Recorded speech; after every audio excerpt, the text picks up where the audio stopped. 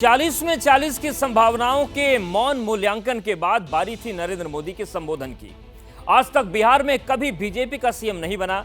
मोदी इस फैक्ट को जानते हैं और वो ये भी जानते हैं कि भले ही 2019 में लालू की पार्टी आरजेडी का खाता भी ना खुला हो, इसके बावजूद मोदी के मिशन बिहार में सबसे बड़ी रुकावट का नाम आरजेडी है।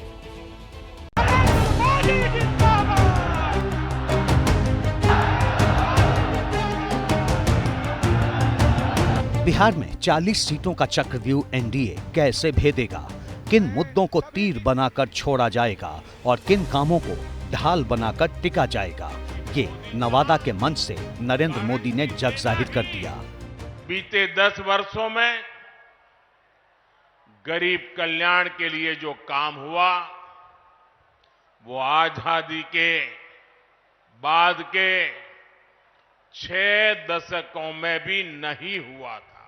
जो 500 वर्षों में नहीं हो पाया, जिस राम मंदिर के निर्माण को रोकने की कांग्रेस और आरजेडी ने बरसों तक कोशिश की, वो राम मंदिर बनकर तैयार हो गया।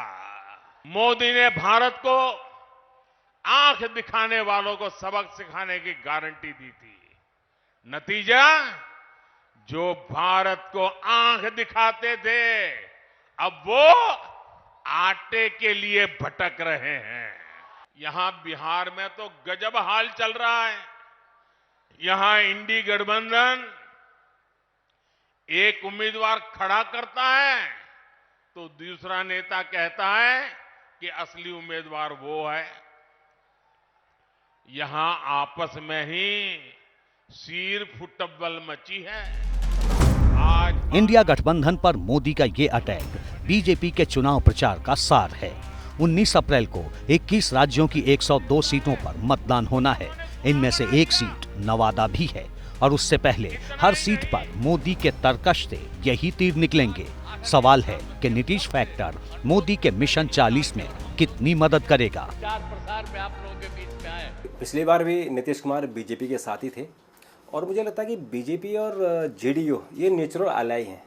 इनमें जो दोस्ताना है वो स्वाभाविक है, लोग इसको पसंद करते हैं क्योंकि नीतीश कुमार की छवि बड़ी अच्छी रही है, साफ सुथरी छवि, ईमानदार छवि। और जब उनका पहला टेन्योर था वो सुशासन का था, वहाँ लॉ एंड ऑर्डर की सिचुएशन बहुत अच्छी हो गई थी। और उनका जो पिछड़ी जाति में उनका प्रभाव है, एक तो वो खुद ही कुर्मी है और उन्होंने एक अति पिछड़ा भी वहाँ एक वर्ग तैयार किया। तो अगर हम एनडीए को ओवरऑल देखें, नीतीश कुमार देखें, जीतन राम मांझी देखें और उसमें हम अगर चिराग पासवान को भी देख लें जो दलितों के नेता हैं, तो इन सबको अगर हम मिला दें तो अगड़ी जाति के लोग वो बीजेपी के साथ होते हैं और जो पिछड़ी जाति और मुस्लिम समुदाय है वो नीतीश कुमार के साथ होता है और बाकी जीतन राम मांझी का जो अति दलित है वो उनके पीछे है और जो दलित समुदाय है वो चिराग पासवान के पीछे है। तो 2019 में भी एनडीए को 40 में से 39 सीटें मिली थी। इस बार मिलेंगी या नहीं मिलेंगी ये थोड़ा सा कह सकते हैं कि ये अभी भविष्य के गर्त में है। इंडिया गठबंधन से निकल कर आ गए नीतीश कुमार, तो आरजेडी के लिए एक बड़ा झटका हुआ कि वो उस गठबंधन में नहीं है नीतीश कुमार। तो उसका एक बड़ा नुकसान होगा कि आरजेडी और जेडीयू का जो कॉम्बिनेशन होता, गठबंधन होता, वो एक मजबूत तरीके से सीटें हासिल कर सकता था, वो नहीं कर पा रहा। अब दूसरी बात, नीतीश कुमार जी के बार बार आने जाने आवागमन से उनके क्रेडेंशियल्स कमज़ोर हुए हैं, विश्वसनीयता कमज़ोर हुई है। तो बहुत सारे लोग कहते हैं कि इसका नुकसान होगा। नुकसान किस तरह से होगा कि भारतीय जनता पार्टी के साथ आने से जो नीतीश कुमार के साथ जो उनकी सीटें थी, 39 सीटें थी, वो 39 सीटें तो नहीं आने की संभावना लग रही, ठीक है। लेकिन भारतीय जनता पार्टी की जो सीट है वो अपने पास रहेगी और जो जेडीयू का वोट है वो उसके साथ आएगा। मान लीजिए जेडीयू की सीटें जो उनके पास 16 सीटें थी उसमें से आधी भी सीट हो जाती हैं, तो इसको मुनाफा मानना चाहिए कि 7 सीटें 8 सीटें भारतीय जनता पार्टी या एनडीए के खाते में बढ़ गई हैं। इसलिए कितना भी नुकसान जेडीयू का हो जाए, वो अल्टीमेटली फायदा जो है भारतीय जनता पार्टी और एनडीए को होने ही वाला है। एनडीए के पास मोदी जैसा चेहरा है जिन्हें कई सर्वे में निर्विरोध रूप से देश का सबसे पॉपुलर लीडर माना गया है। बावजूद इसके बिहार में आरजेडी की अगुवाई वाले महागठबंधन को कमजोर नहीं समझा जा सकता। बिहार में बीजेपी के एक मजबूत साथी चुनाव से ऐन पहले तेजस्वी के खेमे में चले गए हैं। सामाजिक न्याय कैसे मजबूत हो, इसके लिए लड़ाई लड़ना है। देश में जो तानाशाह है उनके खिलाफ में हम लोगों को लड़ाई लड़ना है। हम मानते हैं कि ये जो हम लड़ाई लड़ रहे हैं वो आज़ादी की लड़ाई लड़ रहे हैं। एक समय में हमारे पूर्वज ने जिस तरीके से अंग्रेज को मार के भगाया था, देश को आज़ाद कराया, उसी तरीके से आज मुझे लगता है कि देश में ऐसे जो लोग बैठे हैं जो 5 किलो चावल गांव में गरीब को देकर उसको लगता है कि यही विकास है, तो मुझे लगता है कि ऐसे सख्ती से लड़ाई लड़ना है। वैसे एक और बात पर गौर करना जरूरी है, राजनीति में भीड़ को वोट से जोड़कर नहीं देखना चाहिए। भीड़ मोदी की रैली में भी आ रही है और तेजस्वी भी खूब भीड़ जुटा रहे हैं। दोनों के पास कास्ट कॉम्बिनेशन भी सॉलिड है और जिताऊ कैंडिडेट्स भी हैं।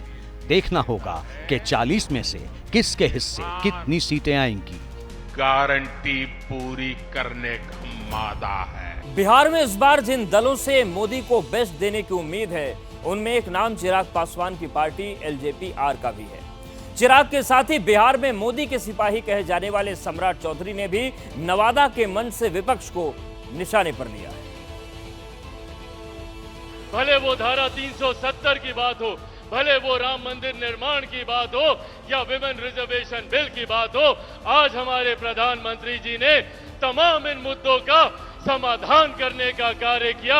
और आज अगर चुनाव में बात होती है तो इंफ्रास्ट्रक्चर डेवलपमेंट की बात होती है, यहाँ पर विकास के कार्यों को गति देने की बात होती है। जिस तरह आदरणीय मोदी जी ने इस देश में गारंटी के तौर पर कहा है कि इस देश में जहां भी भ्रष्टाचार होगा उस भ्रष्टाचारी को जेल जाना पड़ेगा, उसी तरह हम लोगों ने भी जब आपके आशीर्वाद से डबल इंजन की सरकार बनी है तो बिहार में तय किया है कि अब बालू माफिया, शराब माफिया और जमीन माफिया, उनको या तो बिहार से बाहर जाना होगा, नहीं तो जेल के अंदर बंद होना पड़ेगा।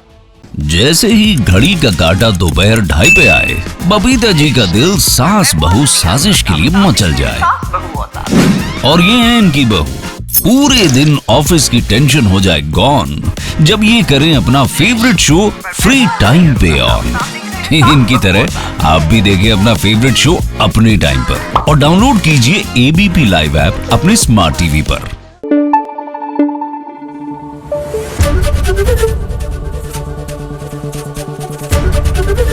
एबीपी न्यूज आपको रखे आगे।